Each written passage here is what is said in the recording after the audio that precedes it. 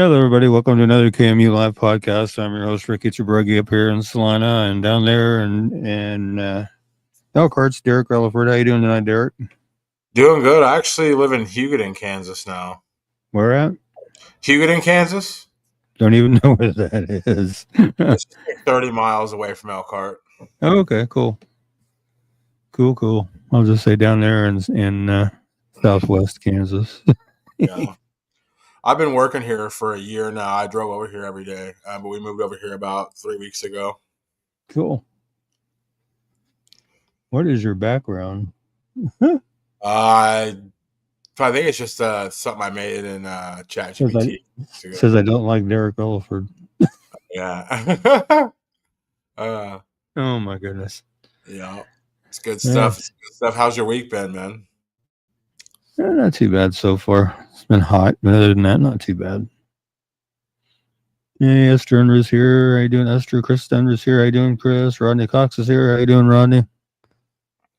And looks like we got at least 4 others watching. So, hello, everybody. Shout out where you're watching from. Make sure you get the share shout out there everywhere so people know we're here and what we're doing. Yeah, let them know. Be greatly appreciated. We got Rodney. Yeah. Any updates on any national cases at all? Not that I've actually heard of anything. I've been trying to keep up on stuff, but I haven't seen anything new. Be nice to see some updates. I saw like Netflix has a new movie about some girl that went missing on a cruise ship 20 years ago or something like that. Have you heard of the case or? I know a little bit about it, but I really didn't need to deep dive into it.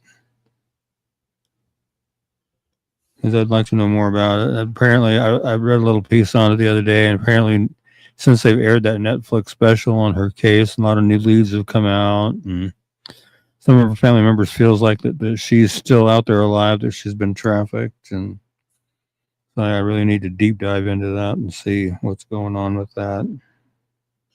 Did you hear anything about the Kelsey Pittman, the girl that her car was found in Death Valley, then they found her alive in Colorado recently? No, I didn't hear about that one. Yeah, it looks like that was in the news lately. Yeah, I haven't seen any big updates as far as like people that have been missing for a while. Any like new updates coming up about them? I haven't heard any updates about Alexander Perez, although I did see that we had reported that somebody was going to go to trial for his case. Then we had somebody call into the show and let us know that he was not going to be charged with that. But then most recently I heard from some people that they're going to actually retry him for Alexander stuff. So we'll need to get an update on that soon too. Well, it'd be nice to have an update on that one there. Yeah, I'm curious. I'm going to look up if the missing teen numbers have gone down since schools basically started everywhere. Like maybe something less likely to. Let me see. Excuse me. I think so. It's 121 juveniles. It was way more than that, isn't it? Yeah, I had a rash of them over the weekend, but a lot of them had been located or returned, and I was able to clear them. So that was a good thing. Yeah, I feel like in the summertime, it's like if a kid's thinking about taking off, I think the summertime's a good time for them to like just because they don't have a lot of responsibility, like especially if the people are working and there's times during the day where they're alone. I could see them getting a wild hair and taking off, but like when school's in session, I feel like it's kind of harder to. There's more expected of kids during the school season, right? I've had some experiences with being asked to do flyers, and the kids will just disappear from school. So I mean that happens too from time to time. So you wouldn't think it would because they usually lock the school. Some schools lock down during the day during the school day, but not all of them. I mean, they like Central High School here in Salina, they lock, I think, most doors except one, I think, is how that works. Yeah. But wasn't like that when I went there. Nothing ever got locked when I went there. But of course, I was in the 80s. Things are a lot different in the 80s. But A lot different. Well, we'll go ahead and go ahead. I say, back when I was in high school, they actually had a designated area for the students that smoked and a designated area for the students that chewed. And they did away with that sometime after I got out of there. But yeah, it was interesting back then. Yeah, I was telling my kids that too. There was I think I was right at the end of that. Like, I think like pretty much my freshman year, they had an area where kids smoked, but they were pretty much like around then, like 97, 98. They were just like, okay, Yeah. you guys are kids. You can't smoke cigarettes at school, you know? Right. Uh, Yeah. with 121 juveniles, we do have 323 adults missing. So still quite a few people Wow. Yeah. unaccounted for, in the state. So Right. we'll go ahead and get started. You're watching Kansas Missing Unsolved. Share the show. Tell a friend. We'll be right back after this.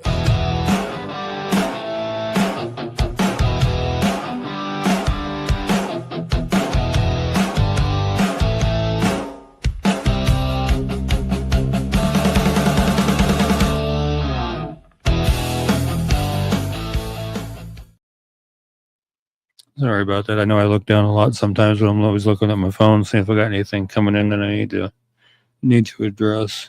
Okay, we're going to start off with Lori Heimer tonight. This is an unsolved homicide. She was brutally stabbed in her rural Surrey, Kansas home on June 25th, 2016. Lori ran her business, Lori's Poodle Patch, from her home.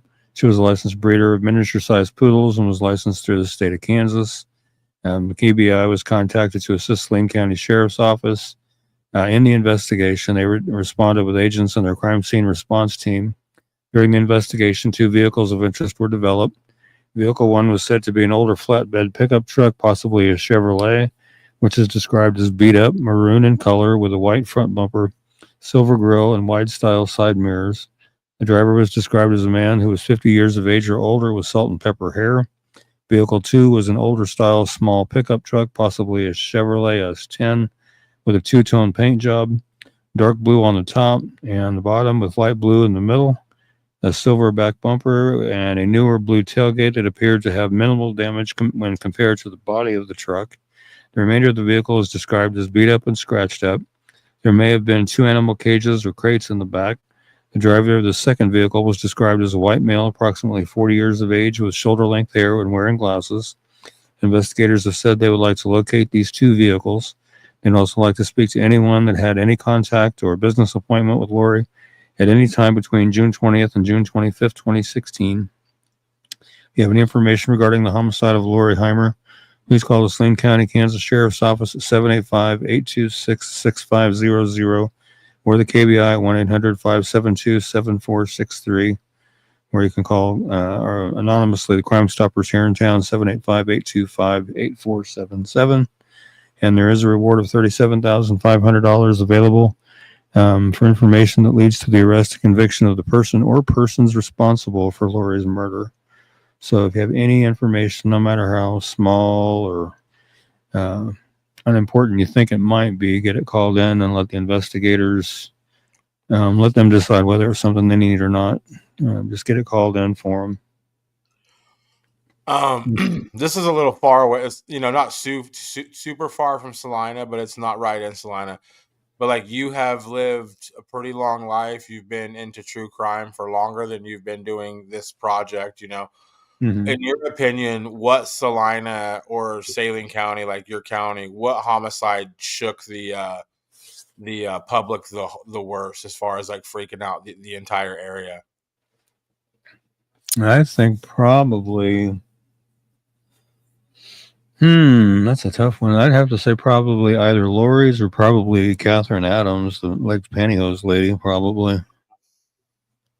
I know that shook a lot of people up for a long time. Yeah.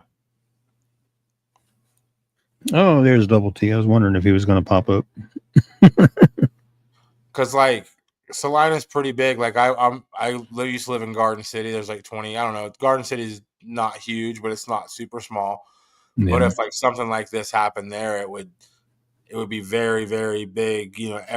But in Salina, it's just big enough that like it's kind of hard to gauge how the actual public is receiving stuff like that. A lot of people in Salina probably have no ties to it. They just work there. Yeah. Or they just ended up there. She says Gina Cyphers was the worst one. Yeah, that one's a pretty weird one too. I mean, murdered in her trailer court, in her trailer.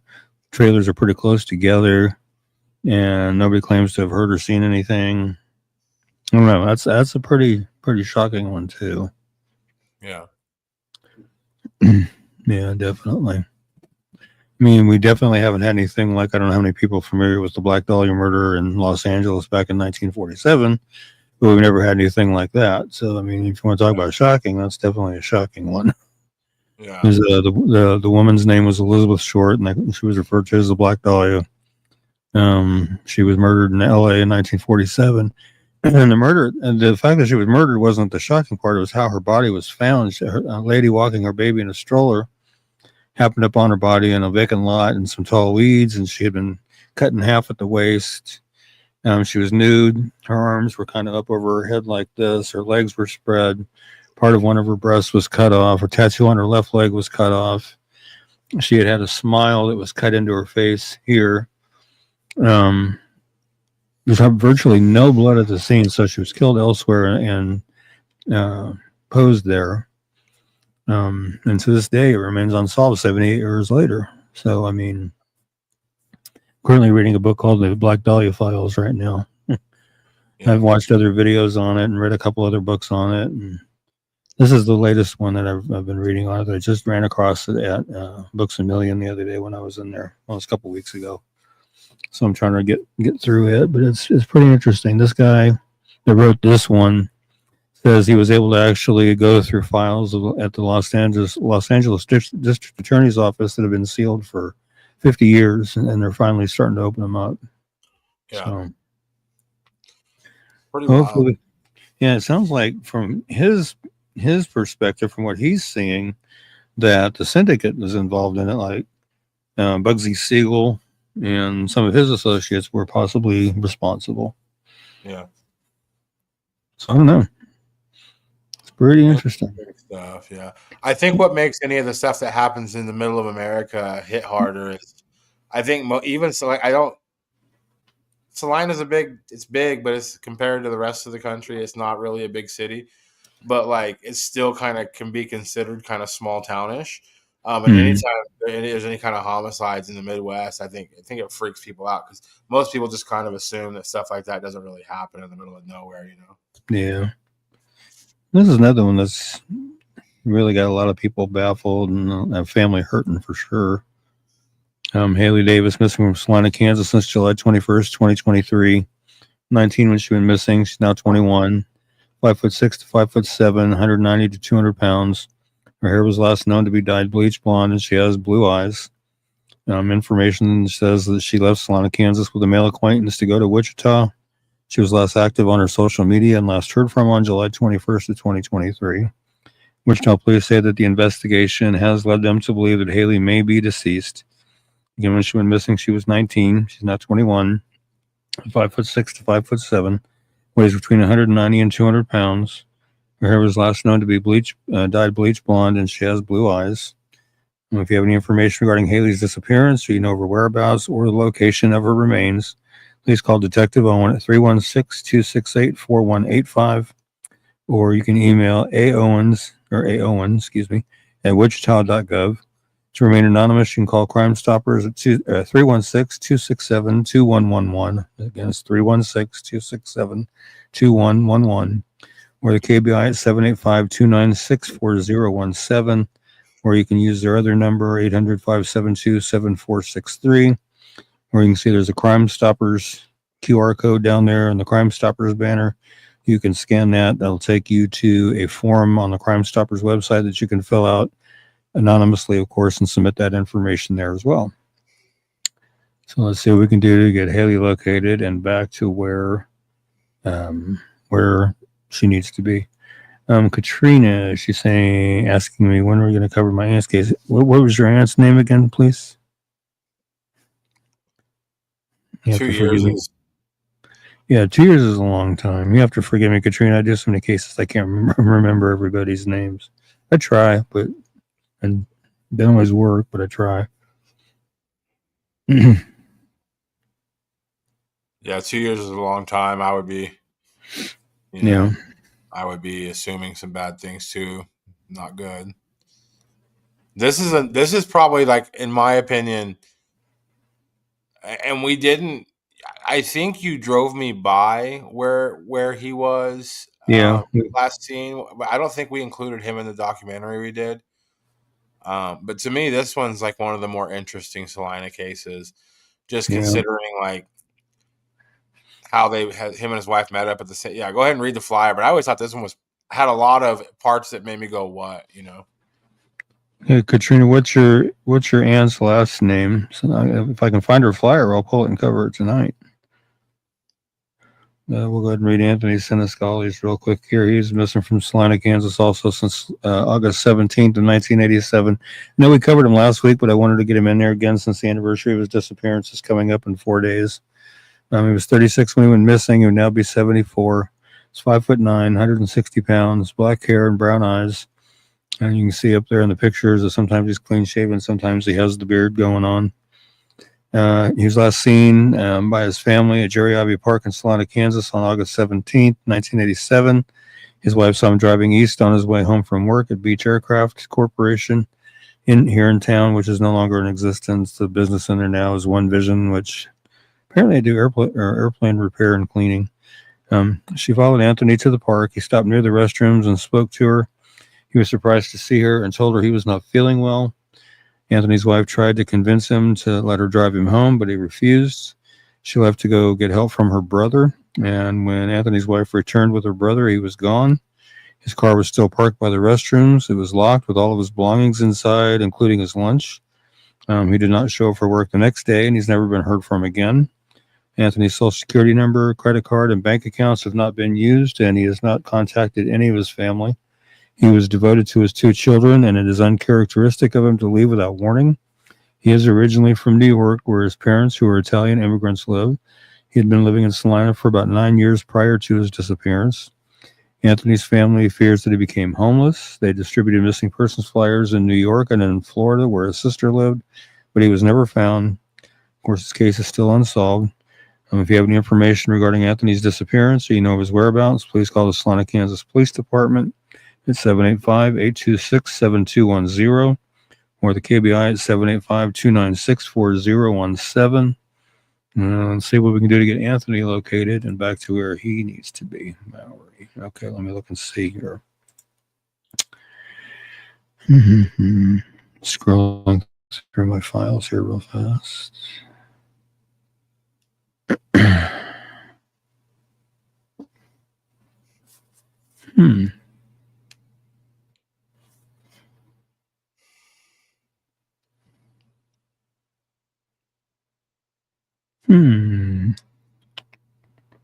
What's the name? And her name is Katrina Mowry, correct? Because I'm not finding a flyer in my files unless it's in my older files. Let me look here. Katrina Mowry. Yeah, too much stuff on my desk. Oh, okay. Okay. Have you sent me the information for her case? Because if you have, I don't recall, but if you haven't, please do, and I will get her flyer made. Katrina Mowry. Let me jot that name down. Because I definitely want to get a flyer made and cover her case for sure. There we go. I just did a quick search. I don't see Katrina Marshall. I don't think he made a flyer for the case. Yeah, probably message me all the information and I'll get something made here. Mowry. Yeah. Let me look that up real quick. Okay. Thank you.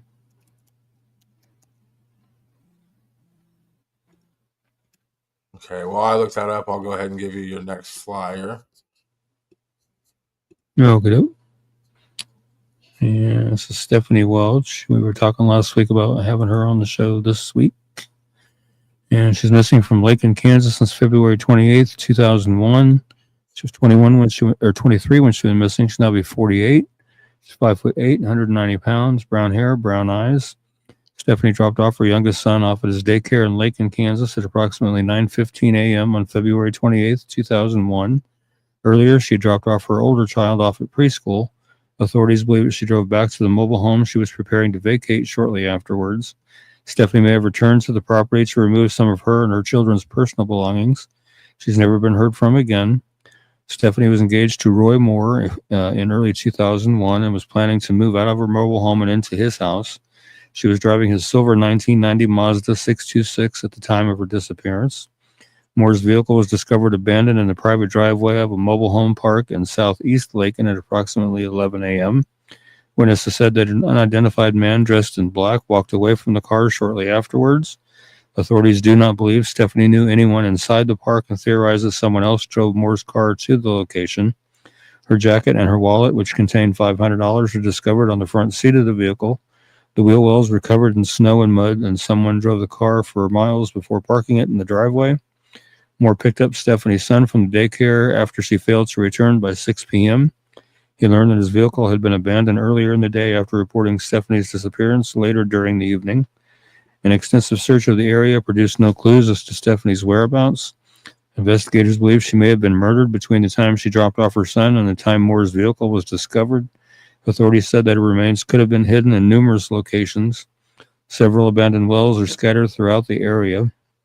The man who was seen leaving her car is considered the prime suspect in her disappearance. If you have any information regarding Stephanie's disappearance or you know of her whereabouts, please call the Kearney County Sheriff's Office at 620-355-6211 or the KBI at 1-800-572-7463 and see what we can do to help get Stephanie located and back to where she needs to be.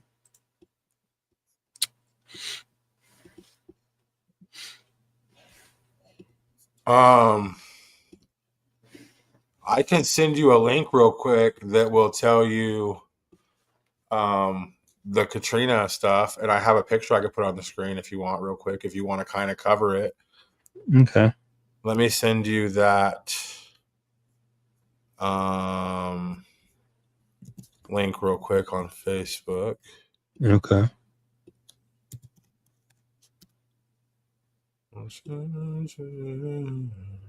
And there is no In the Free Zone with Norm tonight. We're doing that tomorrow night. So we are not in a super time crunch. But I just sent that to you. And then on Facebook. And then I had found a picture. Okay. Let me go ahead and get that uploaded real quick. Let me switch off of... I'll pull it up here to the... where it's just next. Okay. I also on my phone found a solvethecase.org that has a timeline of events concerning Katrina's case as well. Oh, wow. Yeah. Let's see here. Down here. Looking for your... There we go. Okay. The unexplained death of Catherine Katrina Mowry. Catherine Katrina Mowry was born on February 8, 1961 to James and Catherine Mowry. She grew up in Kansas alongside her 5 siblings, Jim, Michael, Mark, Joanne, and Deborah. When she was a young adult, Catherine changed her name to Katrina. This was because she was working at a country club where many of the ladies kept calling her by that name. In 1985, Katrina was 24 years old and living on her own in Dallas County, Texas. She'd left Kansas when she turned 18, according to her niece, Katrina Marshall. She was semi-involved in the local drug scene. Lead up to murder in mid-June 1985, Katrina was planning to drive to Kansas to visit Deborah. Prior to the trip, the pair had gotten into an argument over the phone, causing Deborah to hang up on her sister. Despite the anger between the two, Deborah assumed they'd patch things up when Katrina arrived back home in Kansas. When Katrina arrived, Deborah assumed she was still upset and had decided to cancel her trip without telling anybody. Murder and autopsy on June 25th, 1985. Manager of the Casa 3 apartments at 200 South Marsalis Avenue. Some reports say that she was a resident there. Was walking by an alley when she noticed a strong odor coming from the 1978 Ford LTD parked nearby. She contacted the Southwest Station of the Dallas Police Department. When the officers arrived, they too smelled something coming from the vehicle's trunk. When they popped open the trunk, they discovered the decomposing nude body of a white female. She'd been wrapped in a stained white bedsheet. The body was brought to the medical examiner, who, through dental records, identified the deceased as Katrina Mowry. Given the level of decomposition, they were unable to note any superficial marks or wounds on the body. However, they were able to conclude that Katrina had not been sexually assaulted prior to her death. Toxicology report found no drugs or alcohol in her system. Police initially tried to put Katrina's death down as a suicide. Really? However, it was later deemed as an unexplained death. It was estimated it occurred 2 days prior to her body being found on June 23rd, 1985. According to Deborah, there was a 1 to 2 week span between her final phone call with Katrina and family learning of her death. Her body was eventually released and the burial done in Lawrence, Kansas.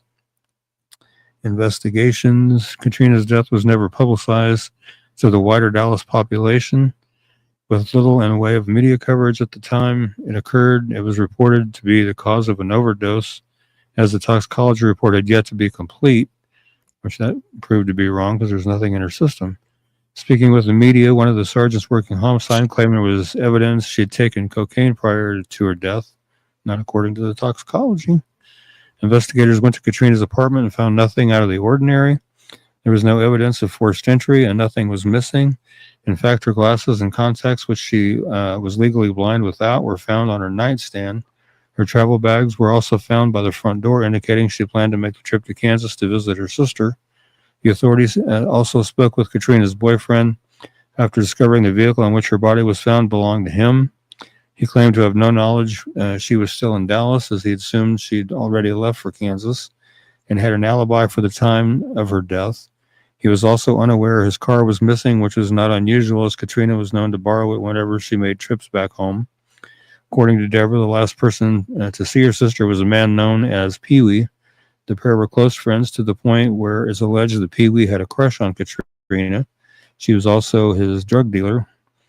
Knowing how the pair interacted with each other, Deborah always felt Pee Wee was responsible for Katrina's death. However, authorities were never able to locate and question him, and his whereabouts remain unknown. It's widely believed that Katrina's death wasn't taken seriously by the Dallas Police Department due to her involvement in the local drug scene. According to Katrina's niece, investigators misled the family into believing they were actively looking into the case when in actuality it was left untouched. This caused a divide within the family, along with the unresolved anger and resentment. It was also considered a taboo topic and thus was rarely spoken about. Katrina's niece has had minimal contact with law enforcement, and what contact she has had has resulted in their conversations going around in circles. At one point, the investigator she was speaking with was unable to locate Katrina in their database and accused the family of passing down stories that are not completely accurate. As for what she believed happened to her aunt Katrina, Marshall said, "I never considered any theory off the table completely. However, it is possible it was somehow a situation where someone did panic, needed to hide her body. I'm also equally considerate to the fact that it was a homicide. I say that because of how she was found naked, wrapped up in like a burrito in a bed sheet, along with the fact that she was found across town from where she lived and couldn't have driven herself there because legally she was blind without her glasses or contacts, and both were still on her nightstand next to her bed across town. Regardless, law enforcement failed to investigate, failed to bring justice and bring closure to my family, and sadly, not only did they possibly let her kill or escape, but they also sentenced her sisters to a life of misery." Theories. The primary theory in the case is that Katrina was the victim of foul play. This is due to the fact she was found deceased in the trunk of a car across town from where she lived, as well as she was naked and her body had been wrapped in a bed sheet. It seems unlikely that someone would strip, wrap themselves in a sheet, and lock themselves in the trunk of the car if they were intended on harming themselves, as police first theorized. As well, Katrina would have had to be transported to the alley by another party, as she was legally blind without her glasses or contacts, both of which had been left at her apartment. Unfortunately, the state of her remains made it difficult to impossible for medical examiner to determine if she had any superficial marks on her body that could have been caused by a weapon. The second theory is that Katrina died of an accidental overdose, and whoever she was with was likely Pee Wee. panicked and tried to hide her body in an attempt to distance themselves from her death. The person or persons involved drove the body across Dallas and hid the car in an alley. However, this goes against the findings of the toxicology report, which stated she had no illicit drugs in her system at the time of her death. If she had died of an overdose, there would have been some indications of drugs in her system, especially as she was found just 2 days after her death. Aftermath. In 2021, Katrina's niece set up a change.org petition to help gain more attention to the case in hopes of prompting the Dallas Police Department to restart their investigation. Actually, I would just say start, not restart. On the webpage, she expressed her frustration over how her aunt's death has been handled, writing after numerous attempts to contact, communicate, request information, give information, and investigating this case on my own, with minimal to no response, communication, or contact from any of the departments within the Dallas Law Enforcement Division's departments or governing offices. I'm now forced to make this matter public in hopes of gaining the attention of the higher courts officials to assist with getting more answers, justice, and most importantly, closure. Katrina's parents have since passed away, as have two of her sisters. Joanne was the victim of a homicide in Dallas in April 1993, for which there were criminal proceedings. Deborah sadly took her own life in November 2020 due to the pain caused by her sister's unexplained death. If those with information regarding the case can forward their information to the homicide unit of the Dallas Police Department at 214-671-3661 or at Central Investigations line at 214-671-3503. Tips can also be sent to Katrina Marshall on Twitter at Katrina Marshall 91 on Twitter as well. So let's see what we can do to help get some justice for Catherine Katrina Mowry. Yeah, that's interesting. It's a very interesting case. And you don't have a flyer for her? No, I have not made one yet. Oh wow, that's pretty interesting. Yeah, I'm glad she said that tonight. Right. Definitely. I'll see if I can't figure out a way to condense as much of that down as I can to get on a flyer. This is Michael Eugene Golob, missing from Stanton County, Kansas since May 20th, 2005. He was 27 when he was missing. He's now 47. So 20 years he's been missing now. 6'2", weighs between 165 and 180 pounds, brown hair and blue eyes. Michael was last seen in Stanton County, Kansas at 6 p.m. on May 20th, 2005. He had just finished work at his job at Kramer Harvesting and was supposed to pick up his 5-year-old son at his ex-girlfriend's home, but never arrived there. He has never been heard from again. He left behind a fiancée with whom he had an infant child. It is uncharacteristic of him to leave without warning. Michael's gold and brown Chevy S10 pickup with toolboxes and Trago County, Kansas license plate was found abandoned on a county road in northwest Grant County, Kansas, 2 days after his disappearance. Following the truck's location, authorities began investigating Michael's disappearance as a potential homicide. Shannon Floyd, Golub's ex-girlfriend, and her husband, Chad Floyd, were arrested and charged with first-degree murder and conspiracy to commit murder in Michael's case in June 2006. Authorities believe he went to their home and was shot to death on the night he disappeared. There was a great deal of animosity between Shannon and Michael, and they frequently disagreed over child support and visitation issues relating to their son.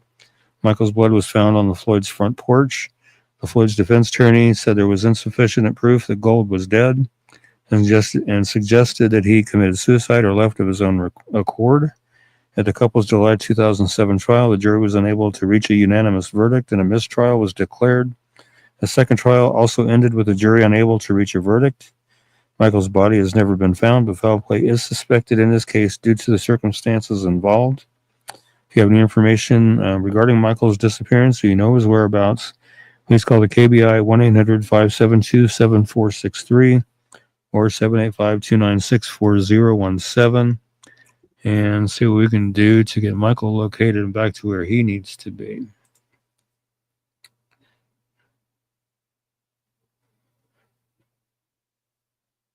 Oh, okay.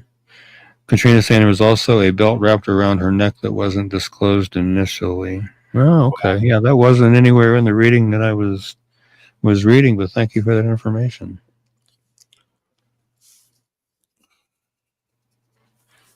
Okay, this is another one. I just worked up a new flyer for Les because I didn't have a very good one initially when I did it when I first started this page. So I wanted to do something a little bit better. This is Les Johnson, unsolved homicide from January 2002. Les actually lived in Salina, but his remains were found in McPherson County. He was a typical 29-year-old man. He worked a construction job in Salina, Kansas, and rode his bike to work every day. On July 23rd, 2001, Les Johnson rode his bike to work as normal but never returned home. On a cold January day in 2002, 4 months after he vanished, two deer hunters came across some bones in a remote pasture south of Rainbow Road, Marquette. The hunters did not report finding the bones until a few days later when they encountered a human skull in a remote pasture southeast of Marquette. The hunters thought they were animal bones, as it is not uncommon to run across animal bones while hunting until they found the human skull. Another clue to the mystery was Les's bicycle. It was found near a road about a mile west of where his body was found. It is believed that Les was taken to the location, but it's unknown whether Les was alive when he got to the field. Police do not believe that he rode that distance on his bicycle and killed himself. A farmer cutting hay also reported that he saw an out-of-place, dark-colored pickup truck using the unmaintained dead-end road a few days after Les's disappearance.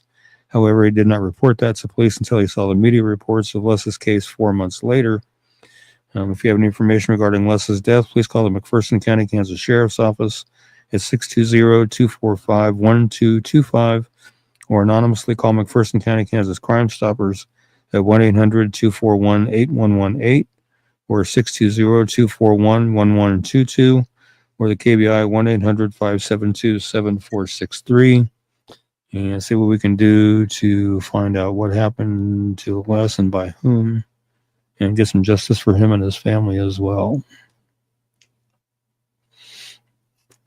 That's a pretty interesting case itself. Yeah. And Tammy's asking me if we can cover her and Sheila's uncle's murder again, Kenny Collier. Let's see if I have that one handy dandy. We'll just add that one right on in.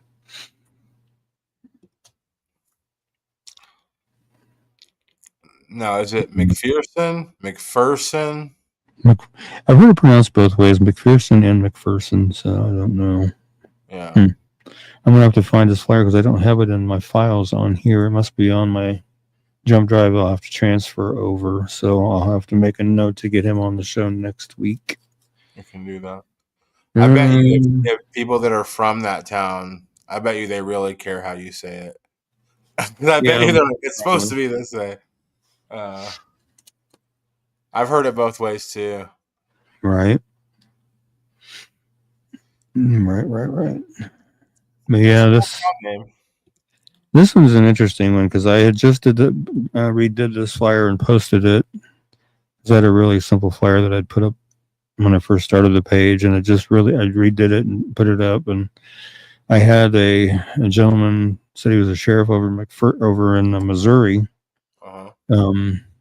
He'd sent me a case information for what's his name, Carl Scott, that was missing here in Kansas. I can't remember from where off the top of my head. Because of the CS on the tattoo. So I contacted the sheriff's office that's involved in this case and let them know about, or not this case, but the Carl Scott case, and let them know about that tip. And then I also asked them if they had a photo of Carl Scott, and I would do a flyer for him. So they're trying to help me get a photo. So we'll see what happens. But on this one, I covered this one here. As soon as I figure out that there it is up the very top. This is Donovan County, Kansas, John Doe, February 23rd, 1983. Remains were discovered. From what I saw on the map, it looked like by a river. I can't remember the name of the river, but it was next to a river or close to it. The estimated date of death was in 1983. The description was estimated between 40 to 60 years old, a white male, 5'11", 160 pounds, brown hair, unknown eye color, probably due to decomp. Distinguishing marks or features, a tattoo of a spider, and PW plus CS. right there on the photo there. He was wearing a silver-plated Westclock wristwatch with round Roman numerals and a steam engine on the back of it. See, his body was found in Donovan County, Kansas, February 25th, 1983. If you have any information on this case, you can contact, looks like Jennifer Slagle, is the law enforcement officer in charge of the case at KBI at 785-296-8200, or you can email her at jennifer.slagle@kbi.state.ks.us and let them know what you know about this case. Like I said, I've sent some information in on this one myself. See what we can do to help get this one, see if we can get his name back to him and back to his family. Yeah. That's pretty interesting. I don't think anybody gets a tattoo like thinking about like this is a pretty dark thing, but I think not so much anymore, but tattoos used to be very, taboo and everything, but I would love to see the numbers on how many missing people have been identified because of their tattoos, Like it's almost like it's not always, but sometimes tattoos can be as unique as a fingerprint, like it's just pretty, somebody's got a tattoo and everything and everybody knows it and everything. So, right. Like this, you wouldn't really have anything to show, but you have these tattoos and that's a lot of information. Like just the initials, especially, like that's a lot of information, to a detective. Right. And this one is Ronald Howie. He has been missing. It's the wrong one. I get the right flyer here. There it is. Missing from Argentine, Kansas since October 30th of 2021. He's 36 when he went missing. He's now 39.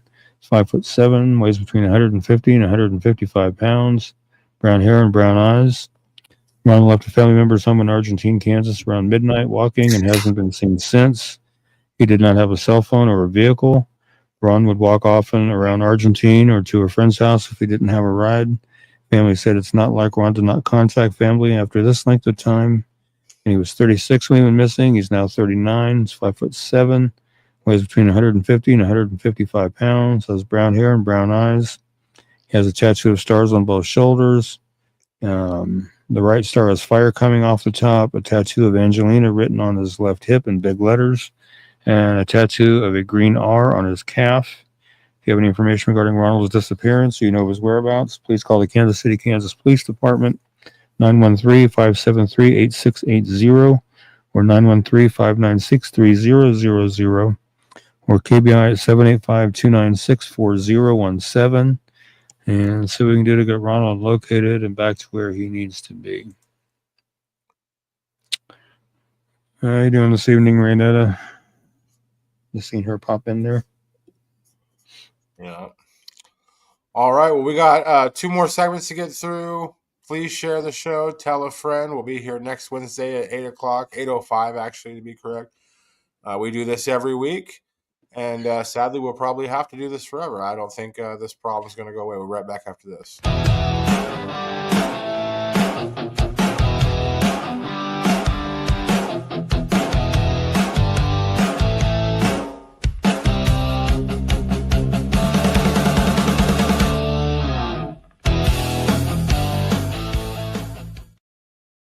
All right. Here's a frequent flyer for us here tonight. Peter Sawyer, missing from Wichita, Kansas since May 8th, 2025. He's 16, 5'8" to 5'11", weighs 140 pounds, blonde hair and blue eyes.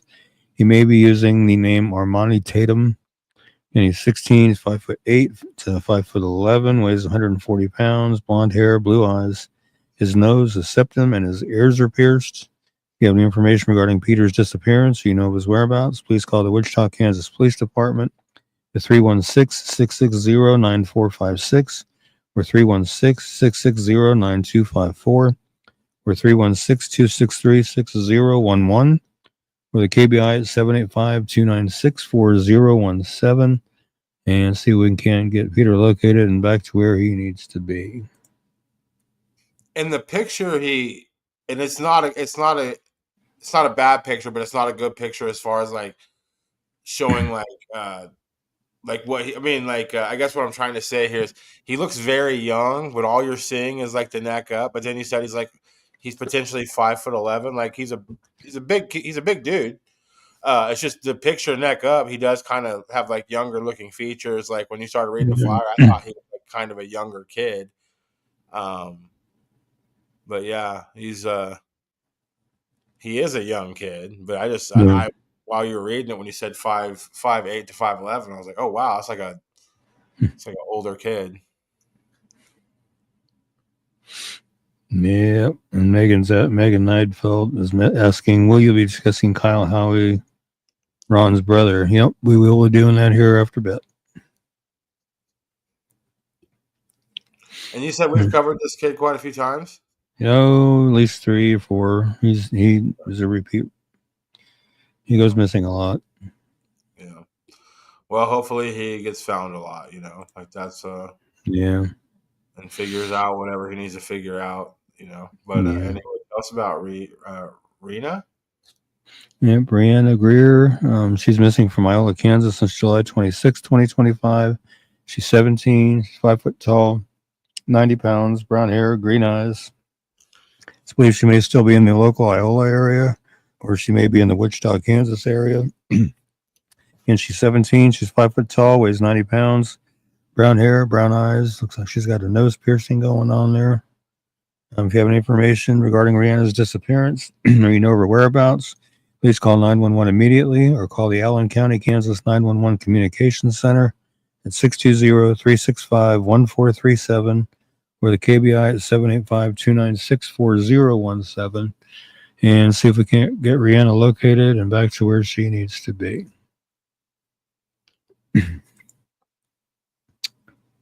You're welcome, Megan.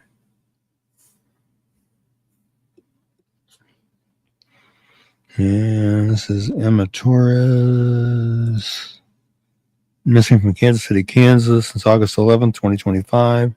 16 years old, 5'3", weighs between 120 and 140 pounds, black hair. Last known to be wearing a blonde and brown wig and brown eyes. Rylan Emma Torres is a missing endangered runaway who went missing from Kansas City, Kansas on August 11th, 2025. Rylan is a transgender female that is known by the name Emma. Again, Emma is 16, 5'3", weighs between 120 and 140 pounds. She has black hair, but was last known to be wearing a blonde brown wig with a blue headband and brown eyes. Emma was last known to be wearing a white crop top, black sweatpants, white waist beads, and black house shoes. If you have any information regarding Emma's disappearance or you know of her whereabouts, please call the Kansas City, Kansas Police Department at 913-596-3000 or the KBI at 785-296-4017 and see if we can't get Emma located and back to where she needs to be.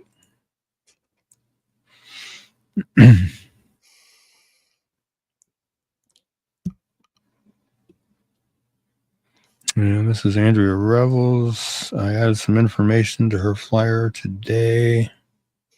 She's missing from Kansas City, Kansas since December 2nd, 2024. She's 16, 5'4", weighs 125 to 140 pounds, brown hair, brown eyes. I added today that she may be in the Topeka, Kansas area. And she's 16 years old, 5'4", weighs between 125 and 140 pounds, has brown hair and brown eyes. Her nose is pierced. If you have any information regarding Andrea's disappearance or you know of her whereabouts, please call the Kansas City, Kansas Police Department at 620-441-4444 or the KBI at 785-296-4017. And see what we can do to get Andrea located and back to where she needs to be. And if possible, get this flyer circulating around Topeka if she is believed to be there. See what we can do. And yes, in Kansas, we have a city in Kansas, and it's called Kansas City, not Arkansas City. Just to let everybody know. It is Kansas City, Kansas here in Kansas.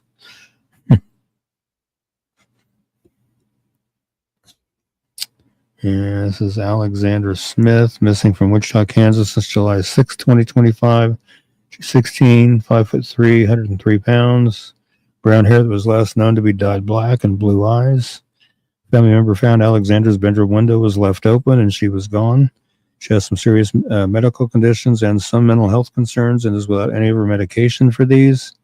And she's 16, 5'3", weighs 103 pounds, has brown hair that was last known to be dyed black and blue eyes. She has nose ring piercings in each nostril, as you can see better on the left picture than the right. Well, you can see it on the right too. If you have any information regarding Alexandra's disappearance or you know of her whereabouts, please call the Wichita, Kansas Police Department at 316-660-9456 or 316-660-9254 or 316-263-6011 or the KBI at 785-296-4017 and see if we can't get Alexandra located and back to where she needs to be.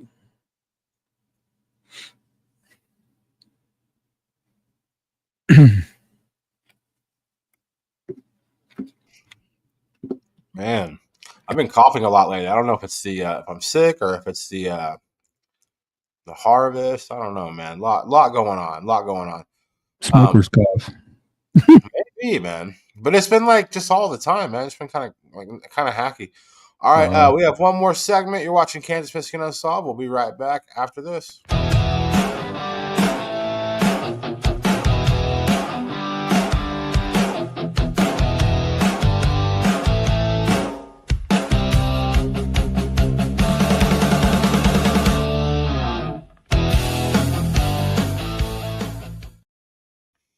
All right. I'm going to start off the out of states with Dana Bruce. This is Dana Jane Bruce, missing from Sedalia, Missouri since October 4th, 2008. She was 23 when she was missing. She would now be 40. She's 5'2", 98 pounds, brown hair, green or hazel eyes. She was last seen at her children's babysitter's home in Sedalia, Missouri. She left the children there earlier that day so she could go out for the evening. She returned at midnight and gave the babysitter more money and asked her to watch the children for the rest of the night. Dana was seen at Malone's bar on Main Street with a young man driving a late model red Ford F-150 truck earlier on the night of her disappearance. She left with that man at 11:30 p.m. Police have identified the man that Dana was with on the night she vanished. He traveled to Atlanta, Georgia after her disappearance, and police questioned him about Dana after he was arrested there on unrelated charges of marijuana possession and driving on a suspended license. Authorities have not named him publicly, but they are calling him a person of interest in her case. He told his questioners that he and Dana parted ways after they left the bar and he never saw her after that. She left all of her belongings behind, including her hairbrush and toothbrush. She does not have credit cards, debit cards, checking account, cell phone, or a car. And when she went missing, she was 23. She would now be 40. 5'2", weighs 98 pounds, has brown hair that was colored brown at the roots, black at the ends with red highlights, and green or hazel eyes. She was last known to be wearing a black shirt with the word Rebel and silver lettering on the front and blue jeans. Dana has a tattoo of a teddy bear with wings and the name Dylan on her upper left arm. She is blind in her left eye. She has a 2-inch scar along her lower spine and a staple scar on her right shoulder. Her ears are pierced one time each. If you have any information regarding Dana's disappearance or you know her whereabouts, please call the Sedalia, Missouri Police Department at 660-827-7823 or 660-826-8100 or the Missouri State Highway Patrol at 573-526-6178 or toll free at 866-362-6422, or you can call Private Investigator Leslie at 910-427-0070 and see what we can do to get Dana located and back home to her family.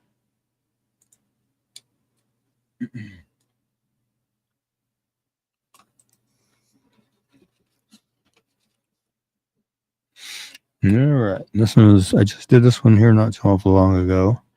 Came across my news feed and, I thought, you know what? I need to do a flyer for her. This is LaTanya Hill, missing from Kansas City, Missouri since March 20th of 2000. She was 23 when she went missing. She would now be 48. She's 5'10", 120 pounds, black hair, brown eyes.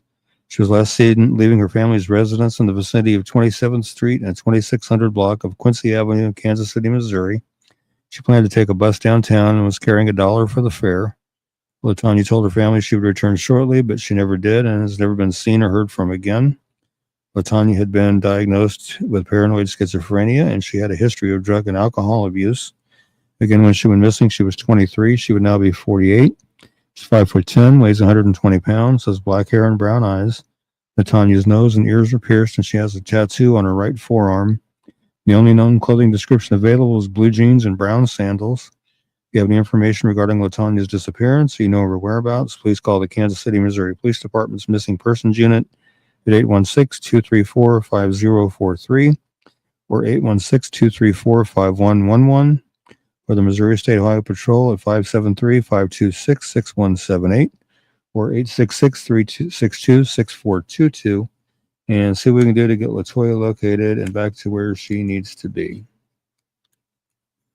There we go.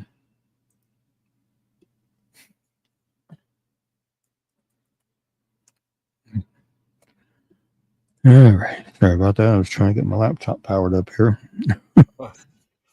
Okay, this is Nyla Colon. She's missing from South Fulton, Georgia since July 27th of 2025. She's 16. She's 5'2", 120 pounds, black hair, brown eyes. This is another one that ran across my news feed, and I just felt like I needed to make a flare for her. She was listed as a missing and endangered runaway who went missing from South Fulton on July 27, 2025 at approximately 12:20 a.m. She was last seen in the area of Roosevelt Highway and Mallory Road in South Fulton. Nyla's mother says that Nyla has a brain tumor and history of seizures. And she's 16. She's 5'2", weighs 120 pounds, has black hair and brown eyes. She was last known to be wearing a blue Lilo and Stitch hoodie and black shoes.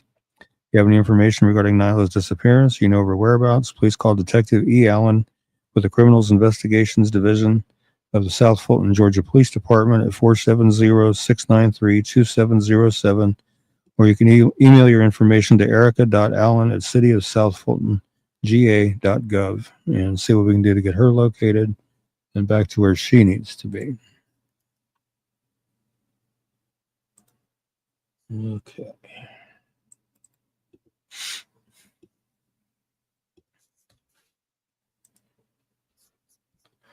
All right. This one's kind of an interesting one here. There's 3 young ladies missing from Kansas City: Lloyd Diana Stevenson, Marcianne Randolph, and Marcina Crawford. They're missing from Kansas City, Missouri since July 24th, 2025. Lloyd Diana is 6. She's 4 foot tall, 75 pounds, black hair, brown eyes. Marcianne's 13 years old. Have not been able to get a height and weight yet. She has black hair and brown eyes. Marcina is 16 years old, 5'4", 200 pounds, black hair, brown eyes. They were last seen about 5 o'clock in the afternoon on July 24th, 2025. They were last seen in the area of 600 block of Northeast 38th Street in Kansas City. It's believed they may be with a family member.